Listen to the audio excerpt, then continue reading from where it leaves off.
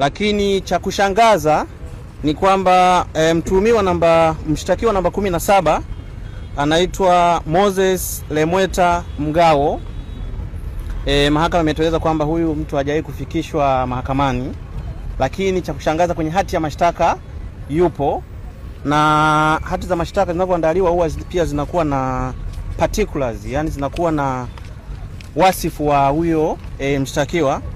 Huyu mshtakiwa namba 17 kwa mujibu wa hati ya mashtaka ambao ni public document, imeandikwa ana umri wa miaka 33, kabila lake ni Masai, kazi yake ni mlinzi, dini yake ni Mkristo, na makazi yake imeandikwa Masaki.